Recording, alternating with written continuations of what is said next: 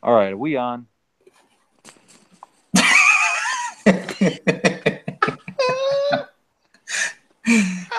Well, let me turn off this thing so y'all can't see me. You just go to sleep. What? He's just going to bed. Look, I turned off the thing. All right, You say that. Good night. For whoever watches this on YouTube rather than listening to us on a podcast, it's been long enough since we recorded that Brandon just showed everybody his pillow. I didn't show anything, but Let the record show, Your Honor. yeah, maybe. So, okay, but let's be real here. We've been listening since the last time we've recorded. There has been a lot of stuff that has happened in the SEC, specifically Florida Gator recruiting, crazy stuff, and we all watch a lot of that crap. So, one thing we don't know anything about is, well, I don't know. Maybe I should ask a question. Do we know anything about SEC's quarterbacks? Do we know anything about the SEC East in general? I think there's some things. That's true. There are always some things. And with that deep thought, this is We Don't Know Anything. Speaking of deep thought, have you guys ever read the book Hitchhiker's Guide to the Galaxy? I actually haven't. I've heard the book is great and the movie is not so much. Yeah, the movie's it's okay. It's not great. The book's laugh out loud funny. But yeah, deep thought. That's the second greatest computer ever built. But yeah, you'd have to read the book to know. Or I guess see the movie. Okay, so if our tangent game is strong, let's go ahead and introduce ourselves.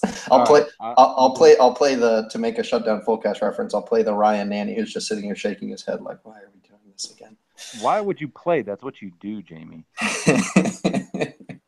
I'm Jamie. This is We Don't Know Anything, and clearly we don't know anything about staying off of tangents. Accurate. Where do we categorize where you are, Cody? Is that still considered Orange County? Yeah, just a little bit further south in Orange County. That's future New North Korea. That's hurtful. I don't appreciate it. So further south, that's further out of range, is what we call that now, right? Oh, jeez. Anyways, we're not going there. Okay. No. Okay. Back to SEC East football. That's a safe topic. Yeah. Right. I don't know. I think there's more hatred between like Florida fans and LSU fans right now than there might be between North and South Korea. Yes. Fire and the fury is out. Yeah. Side note, did you all read that article about what Spurrier said about LSU? Absolutely. Oh my goodness, of course. And for those of you who are listening to the podcast and don't have a reference for whether you're listening to it 50 years from now and this part of some god-awful time capsule. Buried in Paducah. Kentucky. Shout out, Steve. Paducah is the new head of is the new capital of the world because everything else was blown up or something like that. Sorry. We love Paducah. That's Brandon, by the way. I don't think we introduced him. Oh, yeah, that's Brandon. I'm Cody. To be named. Which is why you were the first one to tell us your last name. Oh, that's true. And show off that I was in bed. This show has standards, sir. And they are really low. Hey, the fact that we're on our own podcast means that we just don't have good quality assurance. Right. So the head ball coach.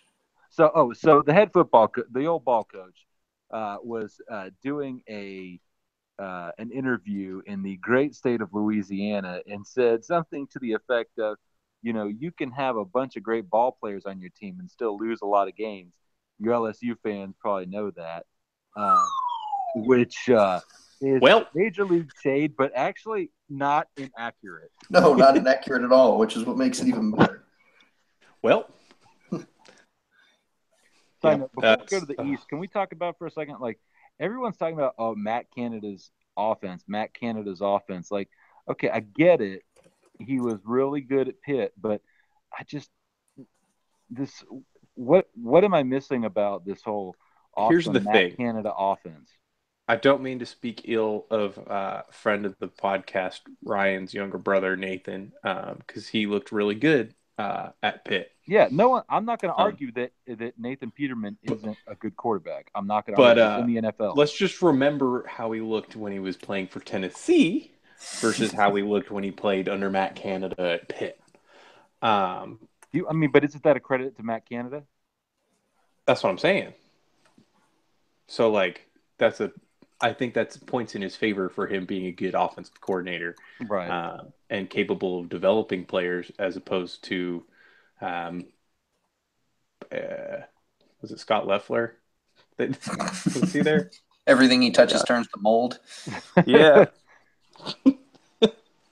Yeah, I don't know. LSU, with Les Miles there, was much more of a, like, I don't know, that's where OCs go to die, but we'll see. Coach O's got this turned around. We're going to get out there. And to be fair, it's like Matt Canada. And Matt Canada might be a good guy and a good offensive player. I don't think I trust Orgeron to last more than a year and a half or 2 years. I really don't. I don't know. It's such a perfect marriage though between him and his fans. It's like finally somebody doesn't have an accent. Like a coach we can understand. I mean, because he was at Ole Miss, right? Yeah, which was not a good mix. R.I.P. Ole Miss's football program. Yeah, what's going to happen with that? Nothing good. You get to ignore Ole Miss all year long. That's what happens with that. Except when they play Alabama and almost beat them, because it's gonna happen. Inexplicably. Yeah, that's true. That's when the man, Bama really misses Lane-Kiffin. That's when that talk really starts to take off. Did I send you, like, the day after Hugh Freeze quit, somebody noticed on Lane-Kiffin's Twitter profile that, like, his last 6 accounts he followed were, like, 5 official Ole Miss accounts and 1 random female student from Ole Miss. Yeah. And not only did, like, I think she commented about it or something, like retweeted or something, and he like liked the tweet or retweeted the tweet himself. Like, it was something just like brazen. How poetically perfect would it be if, you know, the begrudging sidekick who was now the pariah and went to FAU comes back to join the university that already was the thorn in Saban's side. Like, oh man, I feel like that's too poetic. Like, we don't deserve how good that would be. We just really don't. I get a lot of joy out of it, so I'm all in favor. It reminds me of, did you guys, and I know, imagine the media day. I know the answer to this question, but I'm going to ask it anyway. So, did you guys ever see? It was a 1960s movie called A Man for All Seasons. Nope. Sure did. Okay. So, long story short, it's the story of Sir Thomas More, who's like, who tells Henry VIII, "No, I'm not going to support you on trying to get this, divorce from the Pope." Yeah. And so he gets betrayed by Richard Rich. Yes, Richie Rich. He gets betrayed by a guy named Richard Rich, who's played by a very young John Hurt. And so when he finds out that he's been betrayed, Thomas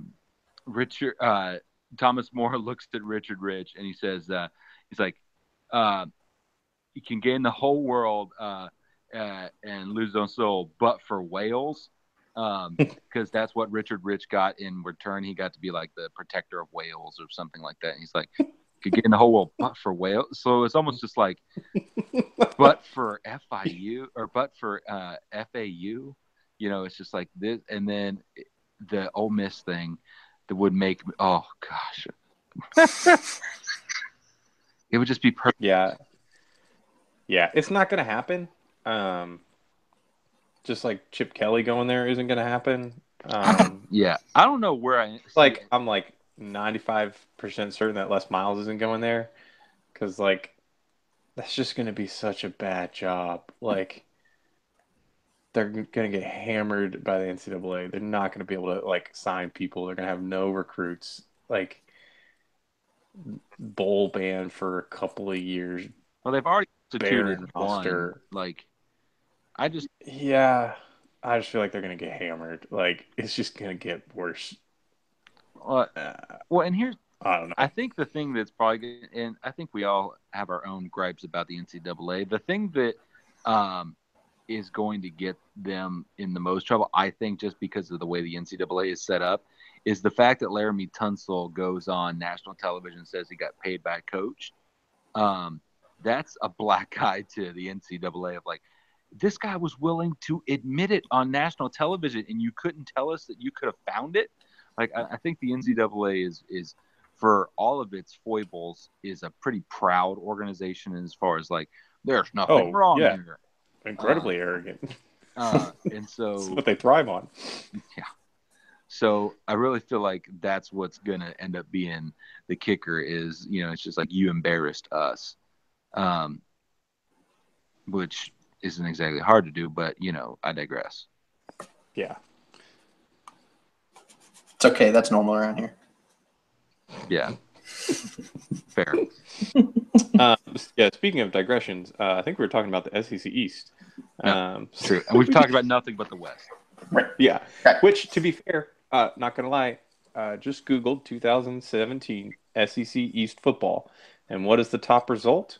Malik Zaire. No, it's the West Division from the SEC and what their rankings are in the preseason media polls. Literally top result, West Division, Alabama with 225 first place votes, Auburn with 13, LSU with 4, and then Arkansas with 1. Who voted?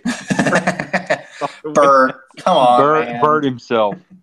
Bert is the media member. Yeah, Texas A&M, Mississippi State, and then Ole Miss with about as few points as you could possibly accrue. Well, I mean, Shea Patterson's still there, right? At Ole Miss? I think so. I assume so. You're asking us to have prepared? Oh, that's fair. Look, I was told I was going to talk about the SEC East quarterbacks. Not true.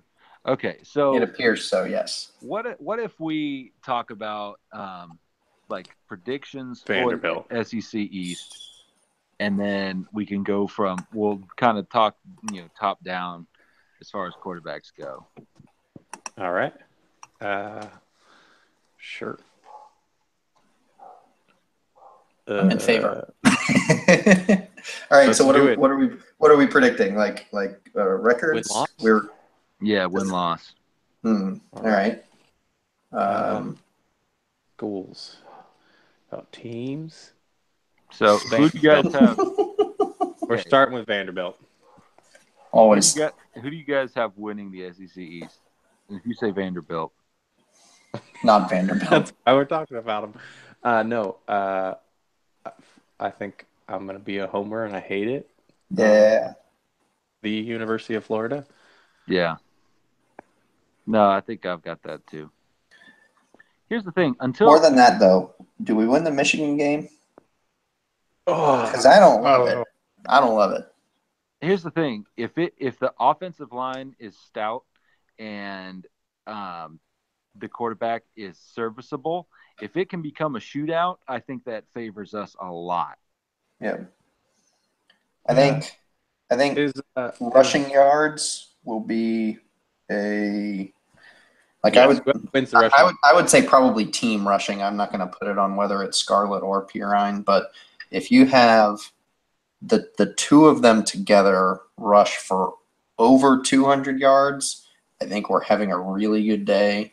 If they rush for under $125, I think we're going really poorly. And if it's the 75 yards in between, I'm really, really nervous.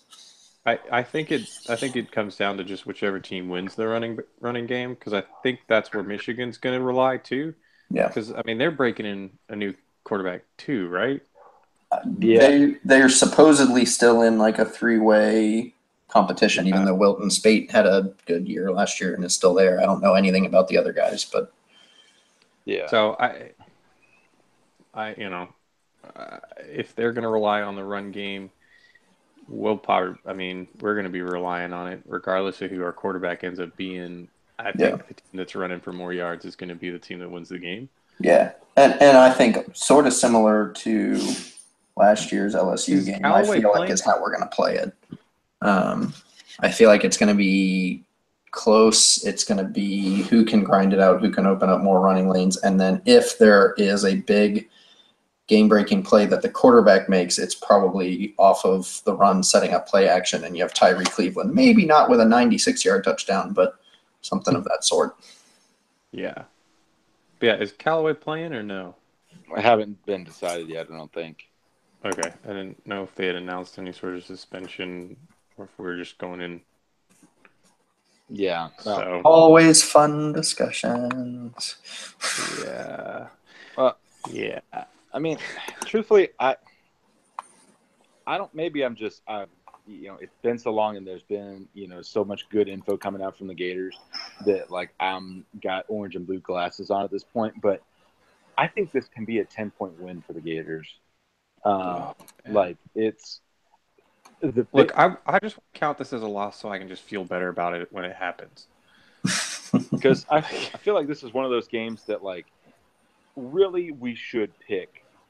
McElwain to just be like, all right, we're just going to get some points and we're going to try to, slog it out. But I could see this being one of those Ole Miss games where it's just like, where in the hell did this come from?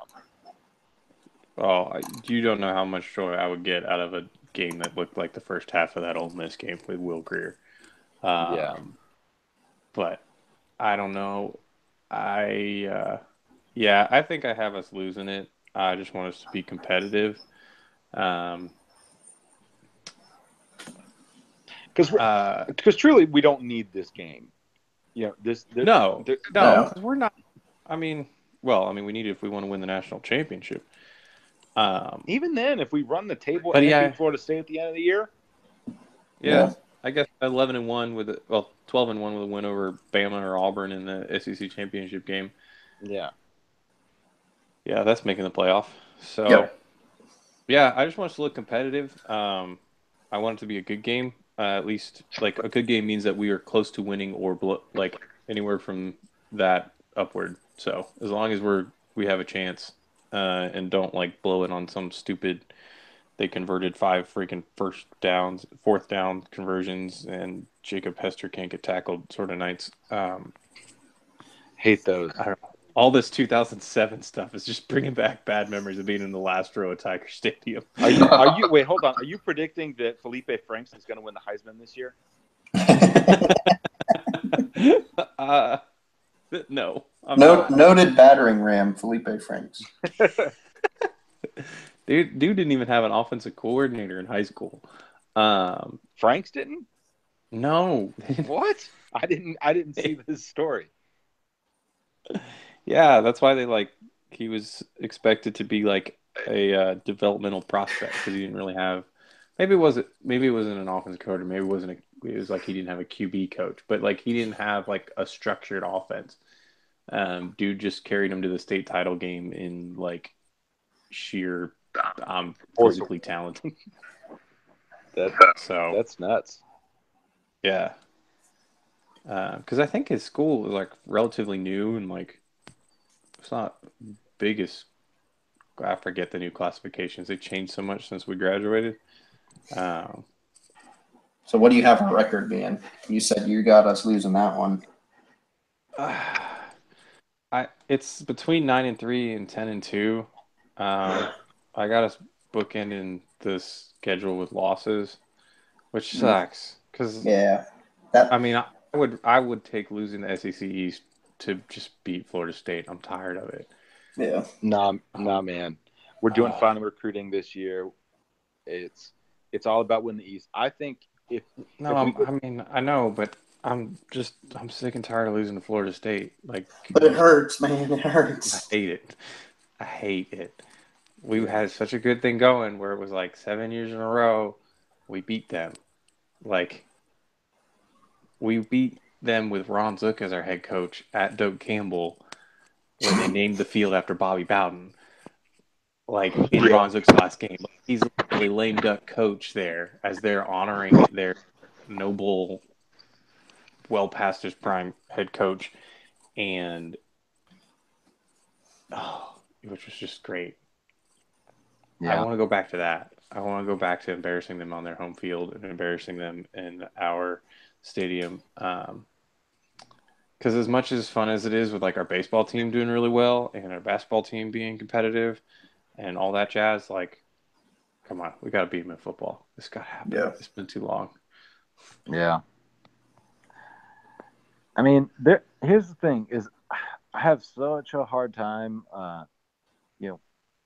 with this season as far as predictions for anyone else but the Gators. It's just like with FSU, they should be good, but what is this offense going to look like without the best, running back in the rookie class? Yeah. I don't know anything about their running back who they're going to be starting now, but you wonder, like, if they get one-dimensional and put more of it on Francois, if their offensive line's still not good, is he that's their thing. Is he going to die, Toting a rock, like, if their offensive line is as trash as it was last year, like... Because, I mean, that's the thing. Even with Dalvin Cook in the backfield last year, he had a couple – I mean, it was early in the year. It was like their third game of the year. He almost came out of a game. I mean, he got lit up a couple of times, and that was with a running game to protect him. Yeah. But and also it's like, I think that's what made Francois look a lot better was, a lot of security blanket from Dalvin. Like, yes, you get Cam Akers coming in, but I mean, 5-star talent usually translates, but it's still a question mark of, is he going to be the guy like that? Or, I think what's their first that's going to have the bulk of the kick as a career backup. Yeah, I mean, you don't lose Dalvin Cook and not have like a step back in your like production at running back. Like, that it just doesn't happen. But unfortunately, we don't get them to the last game of the season. So yeah, they've got the kinks worked out. Mm-hmm.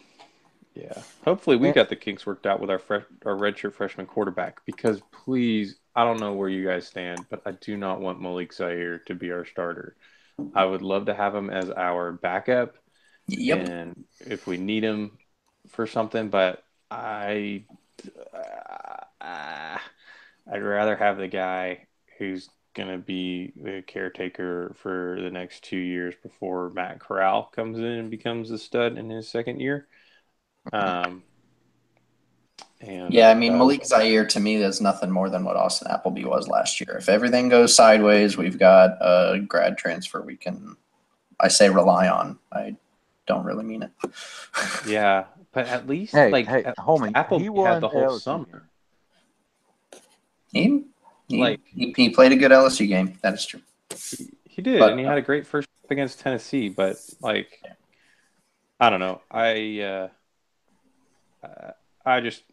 I'd rather get Frank's more playing time and more time to develop and grow. Like, I mean, look at the schedule. We've got a Michigan team that is young and tough and good.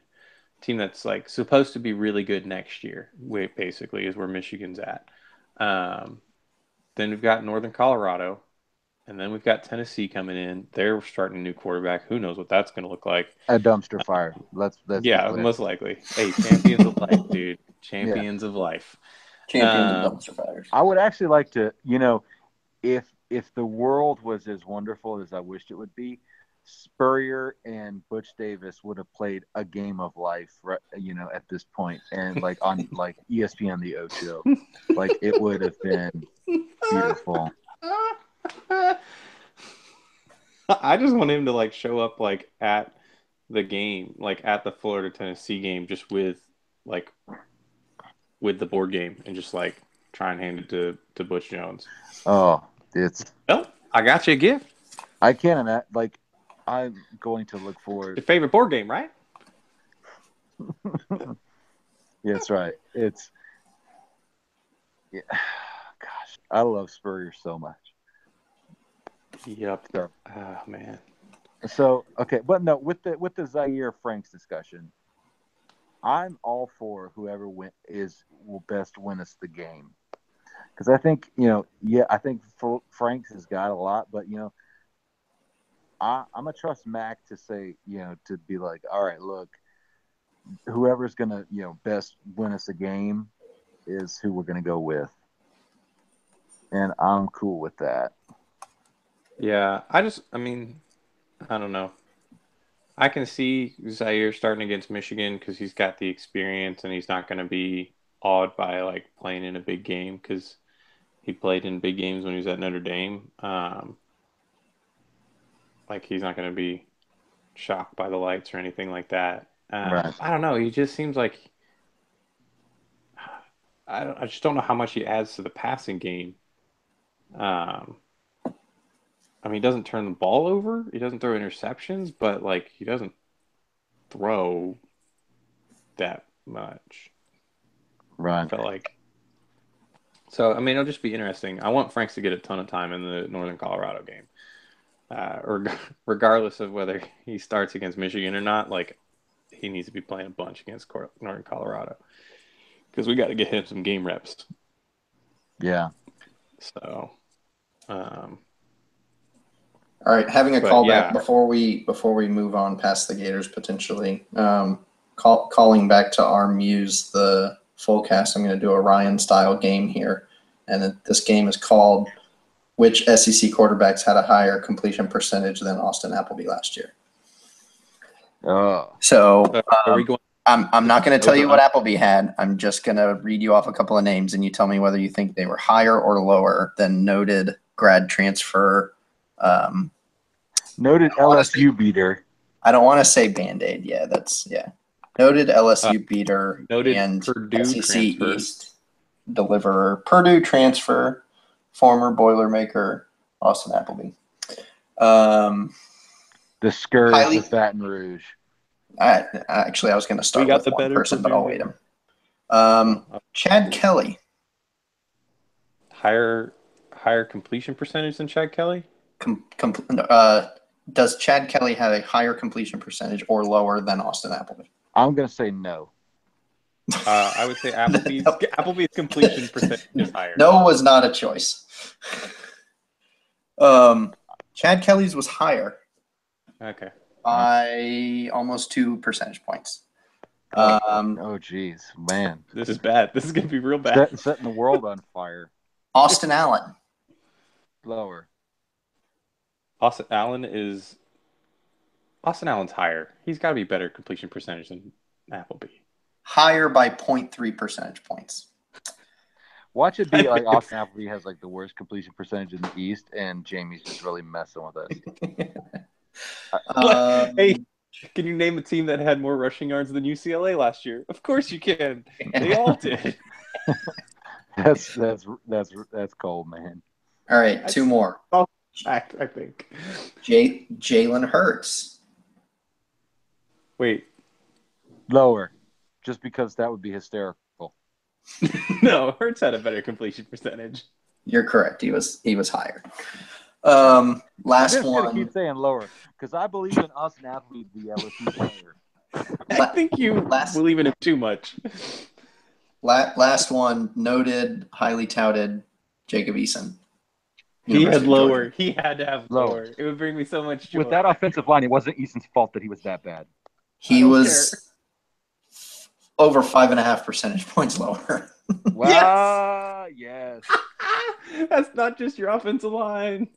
Appleby was 60.8, which is better than I felt like it was. Oh wow! That's serviceable. I mean, you want like 65 or higher, but yeah, hey, I feel like Chad Kelly at 62.5. I feel like was the glaring surprise here. What was what's his face from South Carolina? I feel like he was really good towards the end of last year. Bentley? Yeah, he's good. He's only like South Carolina. He's not on this list. Let me look. Well, he didn't have that many games though. They didn't start playing him till late in the year. Yeah, that might be why he's here. He's not here because I had to pull up the Florida quarterback separately because they didn't match whatever the minimum was. Jake Bentley. Yeah, Bentley actually had a better completion percentage than all the people they had on the list. He's 65.8. Yeah. Auburn's Sean White, also known as White Sean, was the highest of the qualifying people for the season, and that was 63.9. So when you say you want 65 or higher in the SEC, not really happening. Yeah, what did Hurts have? 62.8. I mean, he wasn't exact. No one exactly remembers Jalen Hurts as being an effective passer. Yeah, well, yeah. I mean, as far as like, I feel like it's more so situationally, like their offense is designed such that his decision making is just run the ball, easier. Run the dang ball. Yeah, I thought about going with yards per attempt, but the list of people higher and lower than Austin Appleby is less interesting there. Although Eason also was lower in yards per attempt. I mean, they were certainly running around a lot last year. Like, I felt, as much as I could feel bad for a guy who went to Georgia when he had a Florida offer, I'm just going to say that, I kind of felt bad for Easton last year of how much he was on the run. I didn't. I mean, he chose that life. Yeah, that's what I'm saying. It's like, as soon as he committed. You know why, though? You know why he chose that? Because he can just choose his own grades. The dog. Oh, that's right. That was something. Yeah, I remember saying about eligibility problems if you choose your own GPA. People forget that. My immediate thought when he signed was, that's okay. Matt Stafford was a 5-star quarterback that we intercepted a whole lot too, and he went on to a successful NFL career. So I cannot believe we didn't get any interceptions from Eason though in that game. Yeah. I mean, I feel like they played pretty conservatively, if I remember right, but maybe not. But still, I mean, I figured he's a true freshman. He's going to throw one duck. Yeah. He's going to be good, but yeah. Yeah, he'll be talented. I just, 0-4. That's what talented QBs. You just have to wait to see how the rest of Georgia will crumble around him. Yeah.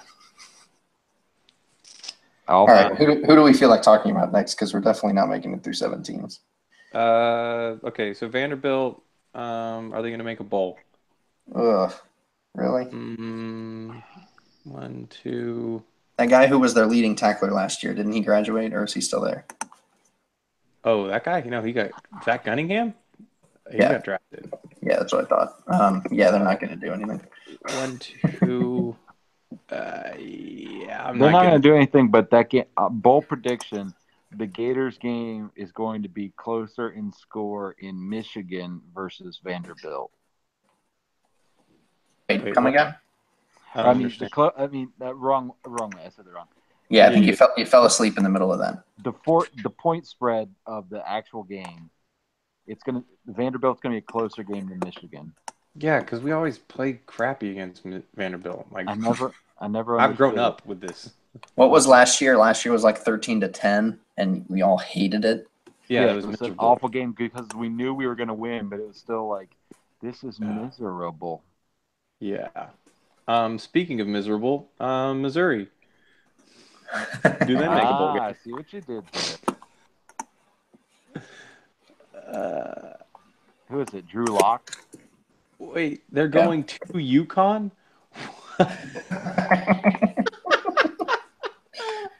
I'm sure UConn's got a dumb trophy for that one too. What's that conflict? The conflict trophy. That UCF just left, won the game, was like, yeah, we don't want that. This is stupid. They're also interesting because they start off with Missouri State, then they have an SEC game against South Carolina, then a home match against Purdue. And then a few SEC games later, they've got Idaho squirreled away there in the middle of their schedule. They've got Idaho, and then they go to UConn. Such a weird schedule. And we get them after the Connecticut game, so that's good. Yeah, they'll be banged up after playing Randy Edsall. I don't know. They might find a way to get 6 wins out of that. I mean, they got Vandy on the schedule, and UConn and Idaho, and Missouri State and Purdue. I mean, what's that one? Yeah, I mean, it's like 5 wins there. They just got to win one other dumb one. But what I was gonna say, like, what dumb one besides beating Vanderbilt? We'll go beat Georgia on the road. Yes. So okay, here's a question: does Jacob Fromm start any games other than due to injury? Wait, who? Jacob Fromm at Georgia. No. Do you think he starts any games apart from Eason getting injured? No. Does he earn that job? No. Okay. No. I mean, I had heard stuff from practice reports where they were saying that, Fromm was looking really good. Yeah, you know who also looked good in practice reports? Luke Del John Rio. Brantley? Jeff Driscoll. What's that? Stop. My heart can't take this. It hurts so much. Just name every quarterback since Timmy. They all looked great in practice. It was the only one who did look great in practice was Timmy. They need to stop looking good in practice. No, I remember the other day. You remember that hubbub where what's his face Fowler got on the wrong side of Urban because Deontay said that it was good having a real quarterback after Tebow left and Brantley was under center. Do you remember that crap? No. Oh, no. I thought it was a receiver. I thought a receiver made some comment about that. Yeah, no, it was Deontay said it's good having a real quarterback. And so Jeremy Fowler decided to ask Urban about it. And he's like, "You're just a bad guy, man. You're just a bad guy." Like in front of everybody at practice one day. Like when they had like media time or whatever. Oh, I've got to find that article.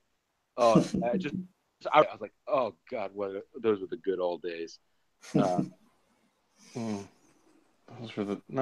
was the beginning of the dark days, man. Because those days led right into the Must Champion era. Passive-aggressive Urban Meyer, nothing better. Yeah. Speaking of passive-aggressive and Must Champion eras. Hey. South Carolina.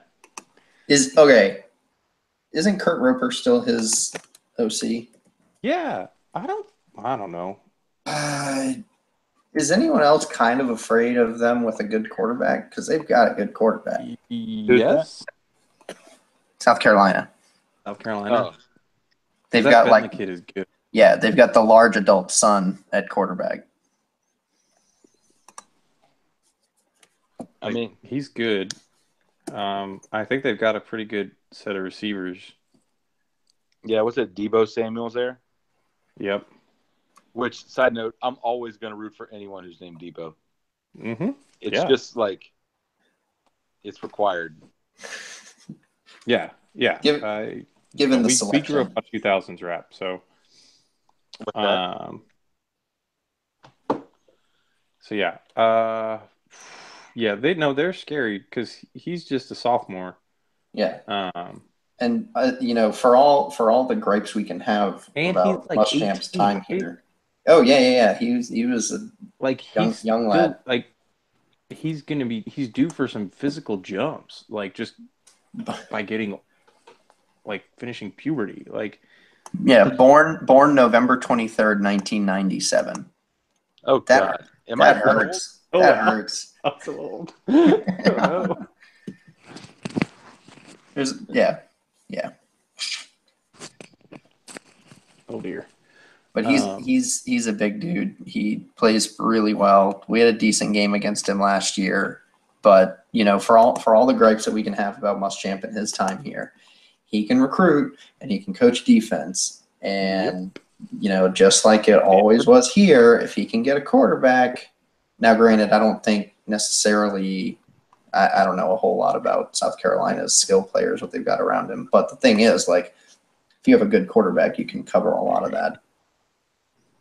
Well, and I mean, look at 2012 when we went to Sugar Bowl. Like, our offense wasn't amazing. Our offense just didn't shoot itself in the foot. Like, that's all Muschamp wants. Yeah.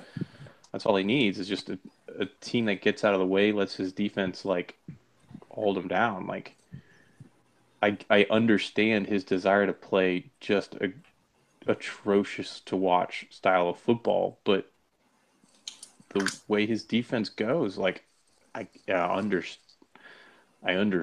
it. But man, but where was Roper before he came to Florida? Was he at Kentucky? He was at Duke. Or Duke. That's right. Yeah. That's right. Which sounds like it's a joke, but like that was the Cutcliffe years that they really started playing well. Yeah. The old ball coach was head football coach at Duke before coming to Florida, so it's true. Accurate. Either. Yeah, South Carolina, like. But was Roper really more of like a cause for how Duke was playing well that year as opposed to Cutcliffe? Yeah, I mean, that's just like the whole when we got Brent Peace from Boise State. Boise State's offense. No, it's Chris Peterson. Yeah. Yeah, it is Chris Peterson. They are fun. Go Washington. Yeah. I don't know. They could be scary. Yeah, I just last year throwing in an 18-year-old and having him look as good as they did, like, yeah, all he can do is develop from there. And again, like you said, if he's got the physical tools to be really impressive, but even if he just plays smart football, like maybe not this year, but next year they could be, some trouble. No, I mean that's probably like our scariest legitimate road game that we play. Because, I mean, I've never seen a day in my life where Florida's lost to Kentucky in football, and I hope to keep that up forever. Misery. Who else do we play on the road? LSU. Oh, no, wait. No, we play home. I could have sworn. No, this is an odd year. An odd year. We're supposed to play. We're playing Tennessee and Florida State at home. We should be playing. But right here, it says at Florida. I think it's because we were scared to go there last year. You're right. We were so scared to go there and beat them on a power run play on fourth and behind the arm of Austin Appleby. Oh man, let's not talk about it behind the arm of Austin Appleby. He threw one pass like 12 yards in the air, and Tyree Cleveland broke a dang tackle and scored a touchdown. He put the team on his back, dude. Yeah, Tyree Cleveland did. He put the defender on his back. Yeah, he literally put the defender on his back and then scored a touchdown. It was not – I mean, thank you, Appleby, for your service. I can't imagine where he would have been if he hadn't played. But Tyree Cleveland's push off that to push away that defender during that run, it still makes so good. It makes it – it brings the joy to my heart of just like he just he does that whole like get off me child's play kind of look. It's just, it was Lynchian. It was great. The end of that game was really great. We had noted friend and prior guest of the podcast, Wayne, was over here with his dad. We were watching that game, and Wayne is a really fun, like, stressful game watcher because he just stands in the middle of the room like a little kid. I still do that. I understand. to the unaware point that, like, no kidding, I was like leaning to the side because he kept drifting in front of me at the TV, and his dad, David, was actually like, "Wayne, move over, Jamie can't see." No matter how old you get, you're still gonna get it from your dad. It's just like, hey, be considerate to others. Yeah. Better window than a door, or better door than a window, I always said. Yeah, I got that backwards. Yeah, you nailed it. Good job. Got it. Stuck the landing, Speaking though. of That's what's important. nailed it, sticking the landing, Tennessee. Mm. Um, All right. I know people are going to say they still could be good this year, but if they didn't win last year, it's not possible, right? Like, if you told them before the year, like, Butch Jones isn't a good coach. So, I mean, even just on the early season returns, if you tell them you're going to go to the Battle of Bristol and you're going to, have a huge comeback and end up stomping on Virginia Tech, and then you're going to reverse the curse against the Gators, Butch Davis is like, finally, it's my time. And then you go 4-4 in the SEC East, and no. Didn't they finish the year losing? Did they lose to Vandy last year too? Oh, they did, didn't they? Did that happen last year?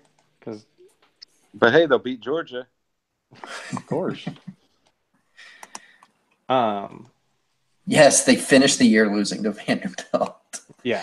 They had 3 straight losses in October, then turned it around against Tennessee, Tech, Kentucky, and Missouri, and then gagged one away at Vanderbilt.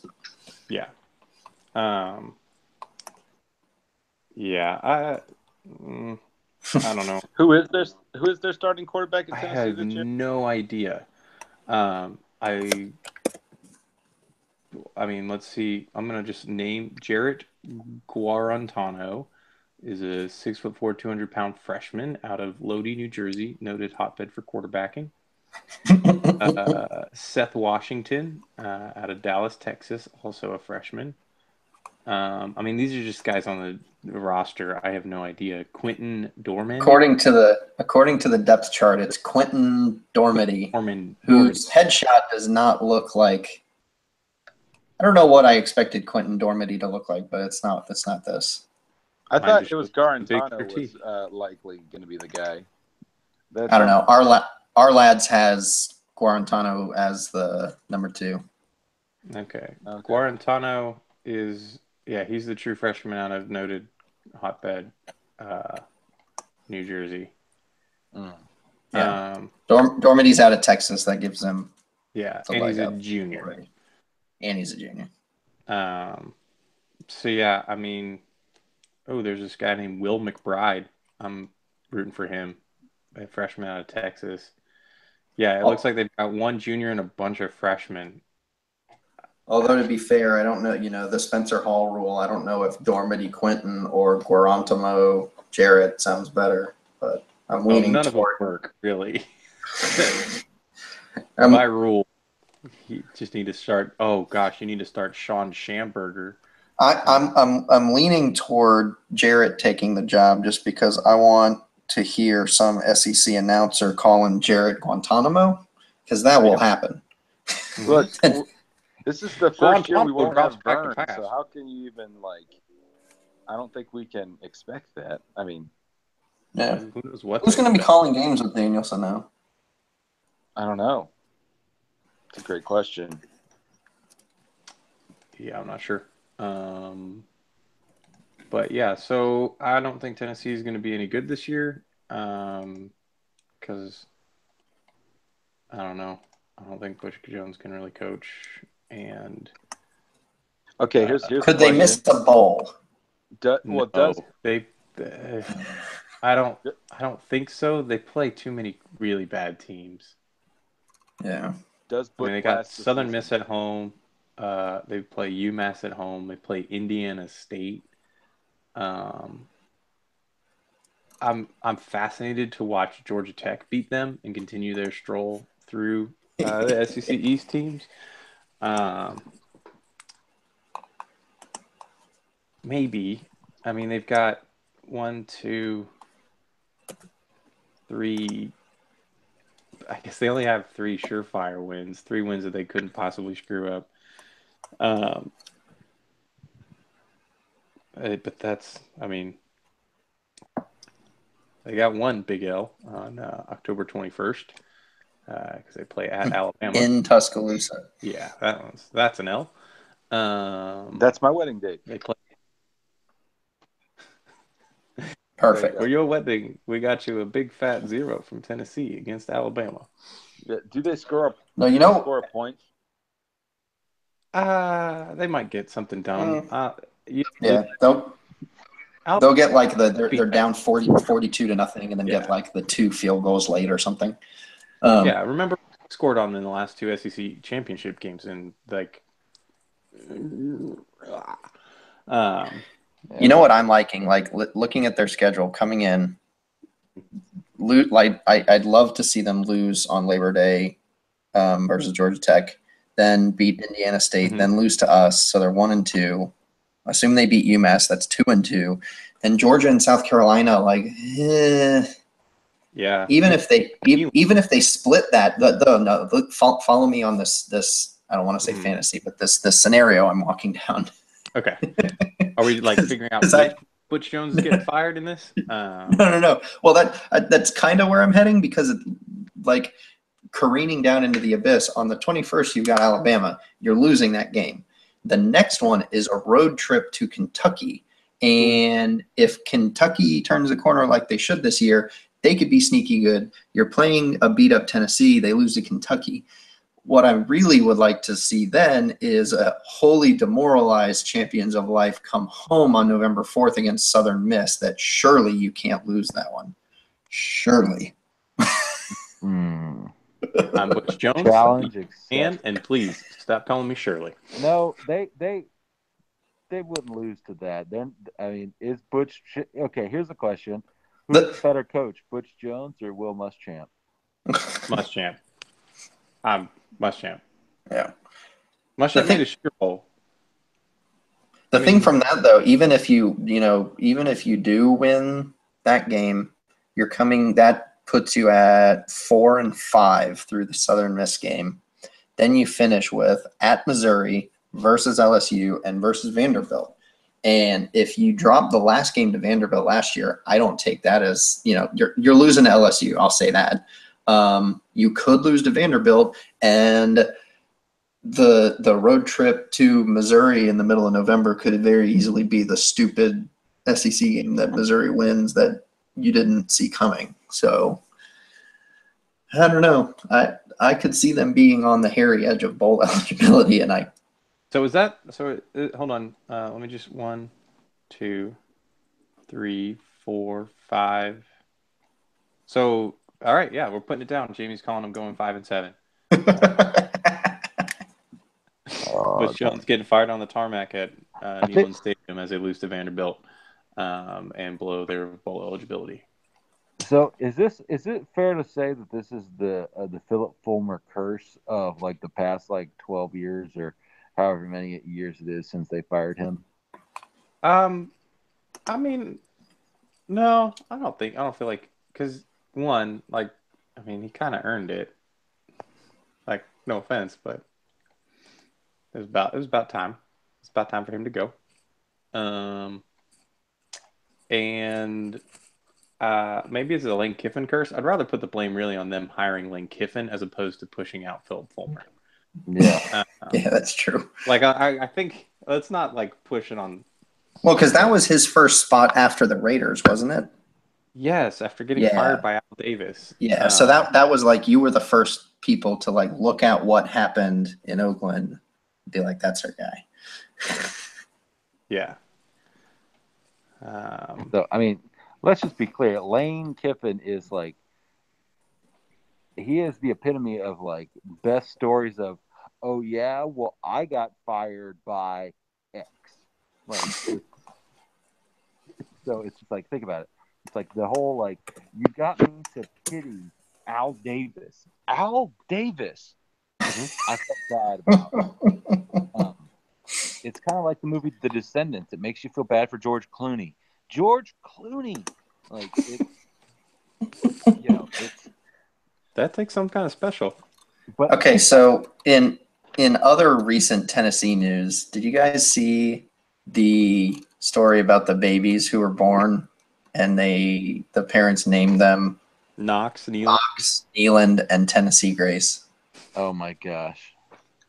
Those poor kids. I think DCF has rights to step in that case. Likely. I'm calling it right now. They're going to take the kids back and they're going to name them 5 and 7. Oh, jeez.